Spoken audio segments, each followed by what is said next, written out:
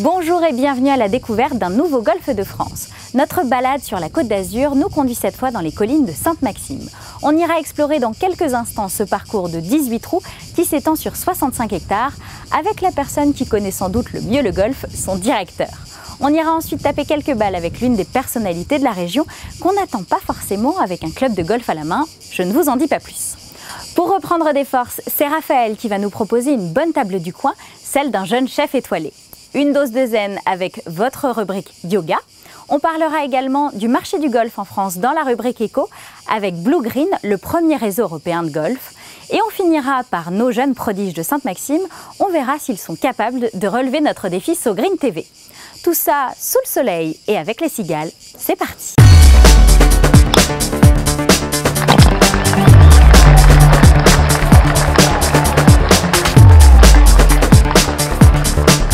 Je suis avec Stéphane Hassler, bonjour. Bonjour. Vous êtes le directeur du golfe de Sainte-Maxime. Exactement. On se retrouve devant l'arrivée du trou numéro 16, devant la baie des Issambres, c'est magnifique. Je crois qu'il a vraiment des spécificités, ce golfe, une ADN particulière. Expliquez-moi. Tout à fait. Déjà, le trou numéro 16, qui pour nous est notre trou signature du parcours, comme on peut le voir, on a la chance d'avoir un parcours où on va jouer le deuxième coup face à la mer. On a l'impression que le green est dans l'eau, donc ce qui est formidable. Et donc notre parcours 18 trous, c'est un par 72, un peu atypique parce qu'on a deux parcours en un. On a 9 premiers trous qui sont assez techniques mais assez plats, où il va être assez difficile de scorer, mais le parcours est un peu plus difficile à jouer, beaucoup plus compétitif. Et on a un deuxième parcours, comme on peut le voir ici, où on a des trous exceptionnels avec des vues sur la baie des Issambres, la baie de Saint-Tropez, des vues imprenables sur la mer, et du coup on profite plus de la vue, je dirais, que du jeu. C'est un plaisir de jouer. Est-ce que tout le monde peut venir jouer ou est-ce qu'il est très technique? Vous venez de le dire, il y a une première partie qui est technique, mais est-ce que tout le monde peut venir quand même? En fait, c'est un parcours où nous, notre volonté est vraiment d'accueillir tous les golfeurs, qu'ils soient débutants ou confirmés ou même compétiteurs. On a pour ça créé un nouveau parcours, c'est un parcours école, un parcours 9 trous, avec des départs avancés pour essayer un peu plus déjà de développer au niveau des jeunes, des enfants, le rendre accessible aussi aux débutants. Chez Blue Green, on est très près de créer des golfeurs et des nouveaux golfeurs. Donc ici, ils vont pouvoir accéder aussi à un parcours à leur niveau beaucoup plus vite que s'ils devaient attendre pour jouer sur le 18 trous. De quelle manière vous entretenez ce golf? Est-ce qu'il y a des attentions particulières portées, des choses sur lesquelles vous avez voulu insister? Déjà, on essaie de faciliter un petit peu le jeu. Donc c'est un parcours où, comme vous pouvez le voir aujourd'hui, il y a un rough qui est très court. D'une part, visuellement, c'est beaucoup plus joli. On a un parcours qui est très propre. Et deuxièmement, ça facilite aussi le jeu. C'est un parcours qui est très vallonné. Oui. Alors si en plus on doit aller chercher les balles, ça prend beaucoup de temps. Donc déjà, on essaie d'avoir cette politique-là. Et après, on a dans une région où malheureusement, on est aussi atteint de la sécheresse. Nous, on a la chance et on est l'unique golf de la région à pouvoir arroser toute l'année parce qu'on utilise l'eau d'une station d'épuration qui est à Sainte-Maxime. Du coup, c'est vraiment notre approche très écologique du golf où on n'utilise pas d'eau potable et on la laisse au maximum. Et nous, on utilise de l'eau qui est déjà qui est traitée, bien évidemment, mais qui nous permet d'arroser toute l'année, d'avoir un parcours vert, même en plein été. Et je crois, dernière chose, que vous avez aussi mis l'accent sur les voiturettes aussi, même pour développer vos programmes. Voilà. Alors, on a un parcours qui est très vallonné. Donc voiturette obligatoire en tout cas si on veut faire les 9 trous du retour et elles sont toutes équipées de système GPS qui d'une part va faciliter le jeu au niveau des joueurs parce qu'il y a un GPS, ils connaissent la distance, ils voient le parcours et ils ne se perdront pas. Voilà, on ne pourra pas les perdre. Et deuxièmement, ça nous permet aussi à nous d'avoir un vrai outil de management par rapport à la gestion du parc voiturette. On a 70 voiturettes ici, donc on essaie de les faire toutes tourner autant les unes que les autres.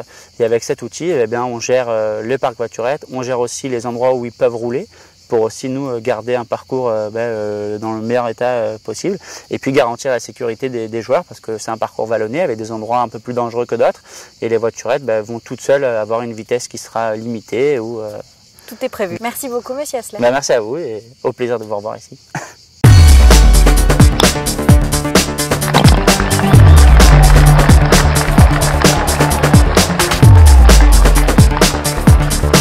Alors, notre invité du jour, c'est Bruno Savy. Bonjour.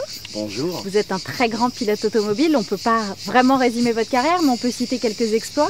Le rallye de Monte-Carlo en 88, qui était un rêve de gosse, je crois. Je confirme. Le Paris-Dakar en 93 et le titre de champion des champions de rallye raid du monde en 2005. Alors, après 42 ans derrière un volant, comment on en vient à un club de golf? J'ai eu la chance de découvrir cette discipline lors d'un raid Côte d'Ivoire avec Jean Ragnotti dans les années 82, je crois. C'est la toute première fois qu'on touchait un club et on s'est dit tiens, ça c'est un truc pas mal pour pouvoir s'évader. Depuis 5-6 ans, je fais pratiquement plus que ça. J'ai des fois honte à le dire parce que je dois faire des envieux. C'est quoi votre handicap aujourd'hui? Aujourd'hui, je suis 6,2. D'accord. Donc c'est un chiffre, donc c'est pas trop mal, mais ça reste fragile. On ne crie voir pas ça. victoire quand on est dans ces J'imagine bien. index-là. C'est très précis. On va voir ça. On est où Ok, ici? Dites-moi. alors là on est au départ du rond, donc sur le Sainte-Maxime. C'est un par 5 de bec droite, assez délicat, 6e difficulté. Voilà, on va essayer de mettre la balle au milieu. J'ai confiance en vous.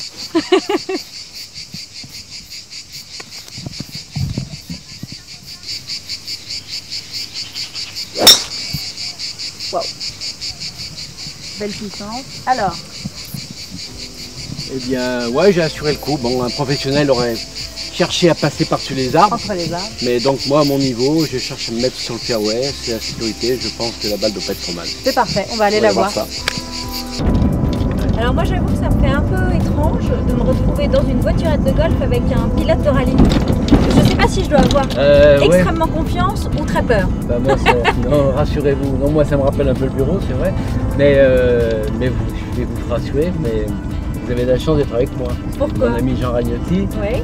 ici même, dans cette descente, il a mis Hubert Auriol sur le toit quand même. Dans cette descente. Ah ben oui, Très Jeannot, bien. il est capable de tout, alors donc c'est pour ça, moi non. On ira plus doucement? Il n'y aura pas de problème. Très bien. Oui. Qu'est-ce que ça représente pour vous le golf aujourd'hui dans votre vie? Heureusement, donc j'ai découvert cette discipline parce que quand on a été aussi passionné toute une vie d'une discipline aussi captivante que le sport automobile, c'est dur de trouver l'équivalent. Comment on peut être autant passionné? Bah là, regardez, vous vous rendez compte un Oui. peu. C'est fantastique. Oui, mais Alors, c'est complètement c'est différent. la passion du jeu, c'est le combat contre le terrain, comme j'ai un peu toujours pratiqué, quoi. Hein. C'était avant tout se battre contre des concurrents, mais aussi contre le terrain. Donc c'est un peu comme le golf. Alors la grande différence, c'est que en automobile, je maîtrisais à peu près, et là, je subis un peu. On est sur un par 5. Qu'est-ce qu'on va essayer de faire? Alors là, oui, j'ai eu la chance de la mettre à peu près bien Pas mal, placée quand sur le même. fairway. C'est tentant d'aller en 2 sur ce green, ce qui serait pour moi un exploit parce que mon niveau, être en 2 sur un par 5, c'est pas évident. Eh ben on va essayer.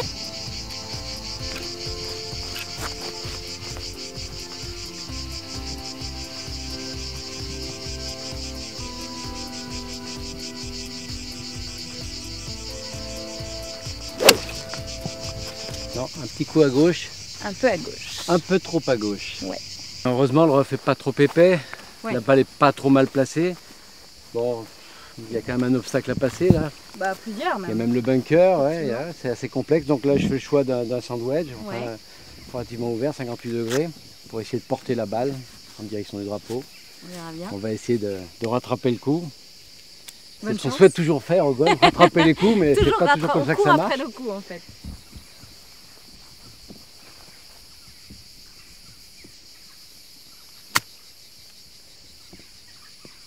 Pas mal du tout. Je suis pas mécontent. C'est ce qu'on appelle Effectivement. rattraper son coup. Bah, écoutez, voilà, ça a voulu sourire. On va rester modeste Pas hein, parce mal. qu'au golf, faut jamais dire, ça y est, je sais faire.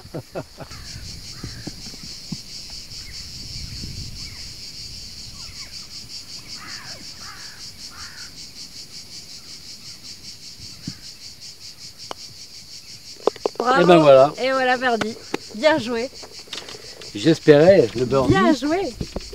Donc comme quoi, même si on n'est pas un très grand joueur, on peut de temps en temps se faire plaisir Exactement. comme un professionnel. C'est l'avantage de cette discipline. Alors, on a toujours un petit cadeau à la fin du parcours pour nos invités. Une séance avec un pro.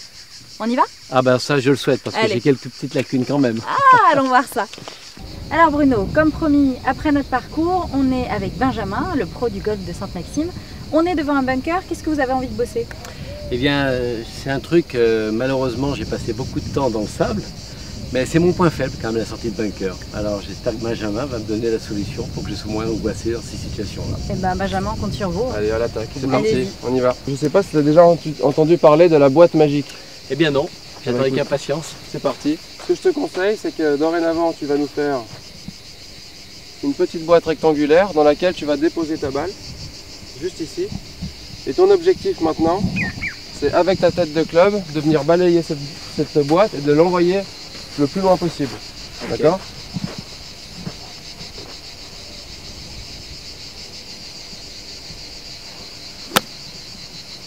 C'est un peu trop quand même. Un petit peu trop longue. Ouais. Alors, J'ai pas pris assez de sable. dans le bunker, ce qui est génial, c'est que tu peux tirer des lignes, tu peux faire des traits, donc on va s'en servir.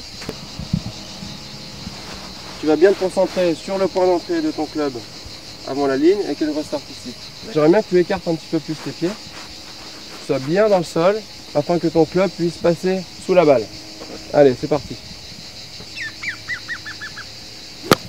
Ah non, c'est pas encore ça. Ah, c'est pas encore ça. Alors, on garde la meilleure pour la fin. Allez. Allez, c'est reparti. Il faut que ce soit quand même dirigé à gauche, quoi. Hein, Légèrement à gauche. Ouais. Non, il faut que je sois plus écarté. Alors tu vas orienter ton corps légèrement sur la gauche du drapeau, la face de club sur la cible. Rapproche-toi un tout petit peu. Très bien. Allez, reste bien ancré dans le sol, tu mets de la vitesse et tu accélères. Voilà, magnifique celle-là. Superbe. Ouais, ça c'est mieux. Bravo. Là, le troisième coup. Le troisième, la meilleure pour la oublier fin. les deux autres. C'est nickel. Ok, super Benjamin, merci.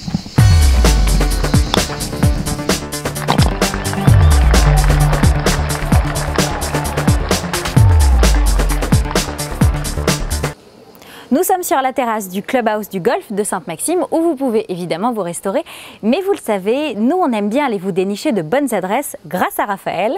Alors Raphaël, ce soir on va où ? Alors ce soir, je vous emmène dans un restaurant que j'aime beaucoup, qui s'appelle La Badiane. C'est un restaurant qui a été ouvert par un jeune chef de 37 ans, qui a déjà des plats signatures avec lesquels on se régale, comme l'œuf parfait à 63 degrés, les langoustes à l'aioli, le pigeon. Ah, c'est pas mal, voilà. C'est pas mal du tout. Je pense qu'on va se régaler.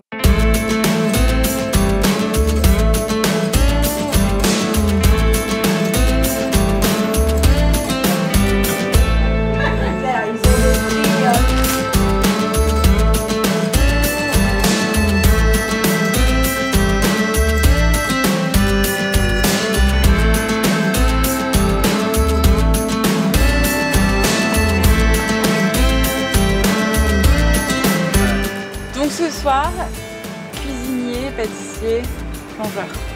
On va éviter de le dire.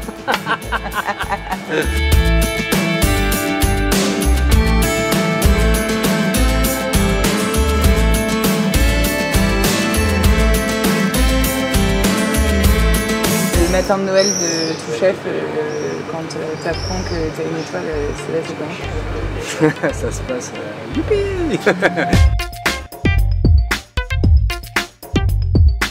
Là on a fait une petite trilogie sur la volaille, entre les abats, le suprême et on va envoyer la cuisse.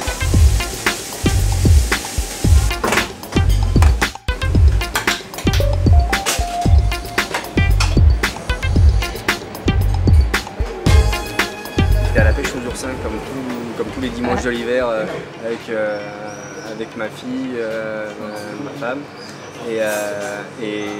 Et voilà, et je suis en train de pêcher les oursins et puis j'entends ouais sur la plage. Je me mange, je sors la tête de l'eau et je vois ma femme à l'époque qui m'appelle et qui dit oh, on a une étoile, on a une étoile. Et en fait c'était une connaissance qui est aussi en même temps un autre guide culinaire qui nous apprenait qu'on était étoilés. Et pour nous c'était. On ne comprenait pas, on était partis aux oursins quoi.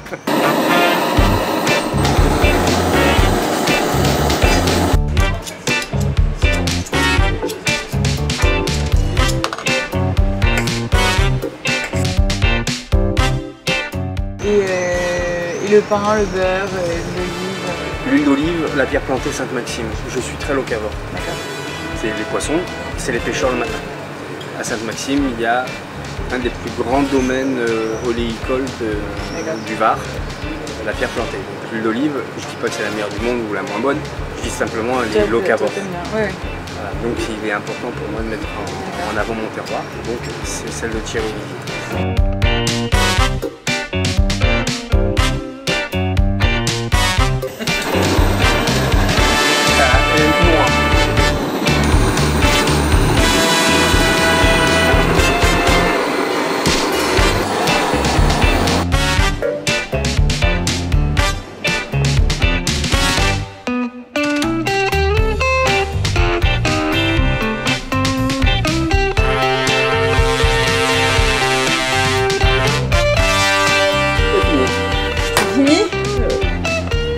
Magnifique.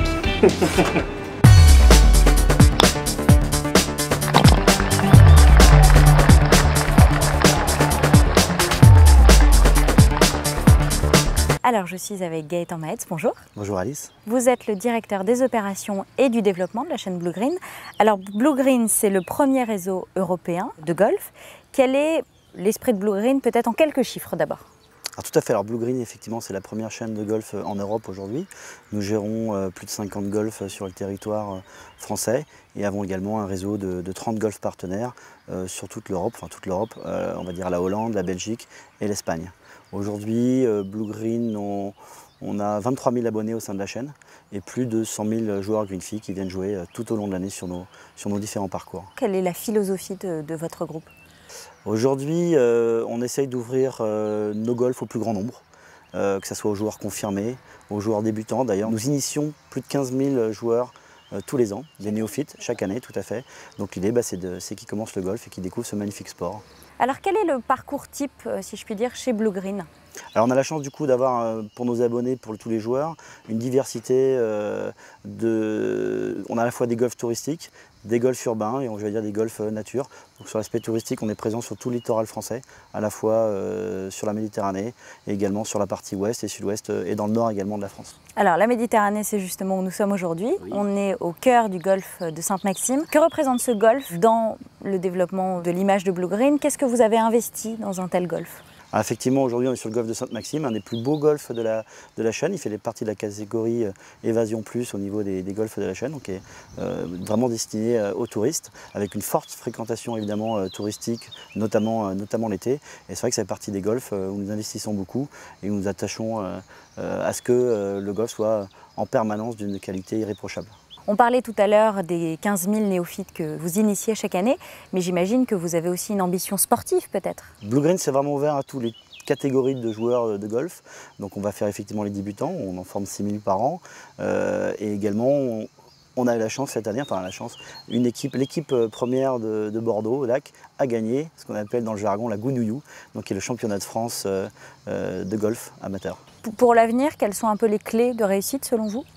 Nous, les clés de la réussite, c'est tout d'abord, c'est notre moteur et c'est ce qui fait qu'on se développe, c'est cette création de nouveaux golfeurs, donc sur laquelle on attache beaucoup d'importance, sur laquelle on a développé beaucoup de produits adaptés aux néo-golfeurs. Et puis il y a également des événements golfiques qui vont arriver en espérant que les Français soient bons. Je parle des Jeux Olympiques en 2016 et puis évidemment la Ryder Cup pour la première fois en 2018, donc sur le golf national, la première fois qu'on accueillera en France cette très belle compétition. Nous verrons cela. Merci beaucoup Gaëtan Maët. Avec plaisir.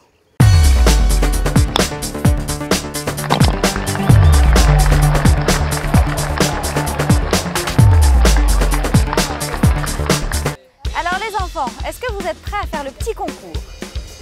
C'est simple, vous avez des tis, vous vous mettez devant, vous avez 2 tours chacun. Le premier qui a réussi à le mettre dans le trou, vous passez au tis.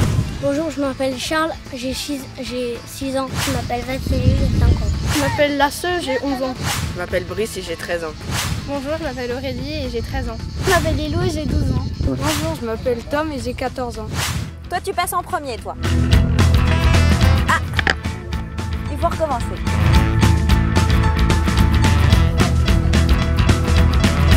Eh, soyez solidaires, vous êtes une équipe.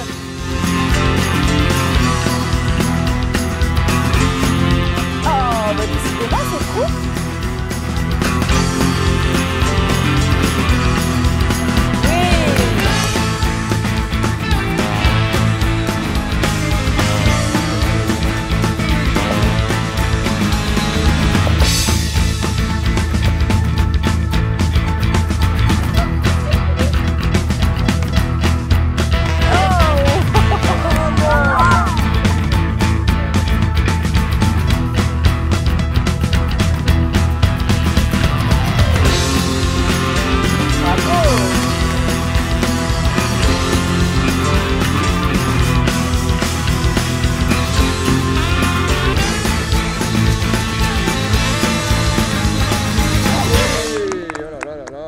Bonjour, nous nous retrouvons aujourd'hui sur une drôle de machine qui s'appelle le Cadillac. C'est un appareil qui a été conçu par Joseph Pilate et je vais vous présenter un exercice idéal pour les golfeurs puisque cet exercice qui s'appelle le teaser push-through, avec cet appareil qui s'appelle le push-through bar, va ouvrir le haut du dos, étirer les épaules, renforcer toujours la sangle abdominale et étirer toute la chaîne postérieure.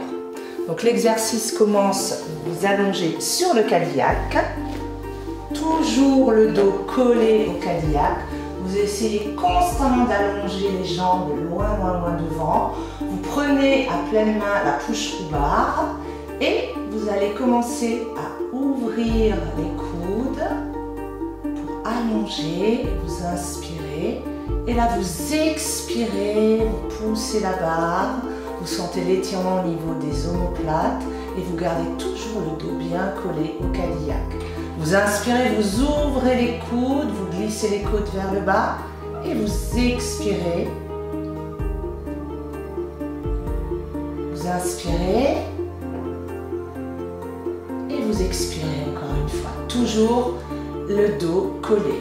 Inspirez.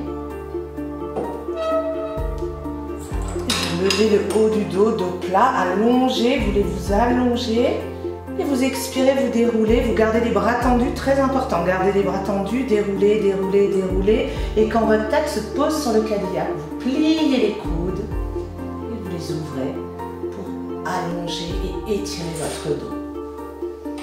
Là, vous allez monter le dos plat. Et en même temps, vous levez les jambes et vous descendez et vous montez 3 fois les jambes pour étirer les ischio-jambiers. Très important pour les golfeurs également. Vous montez avec votre centre et vos abdos, vous descendez, les cuisses tournées vers l'extérieur et vous redéroulez tout. Vous allongez et vous expirez. Vous inspirez, ouvrez le haut du dos, allongez, poussez la barre. Vous voulez gagner 2 cm à votre colonne vertébrale et vous remontez. Et vous descendez les jambes encore 3 fois avec la force de vos abdos. Et vous redéroulez tout en tapissant votre colonne avec votre ventre. Allongez une dernière fois les bras, ouvrez le haut du dos, étirez vos épaules. Ouvrez les coudes. Ramenez la barre, bras tendus, et vous mettez les bras le long du corps, vous asseyez et vous sortez du Cadillac.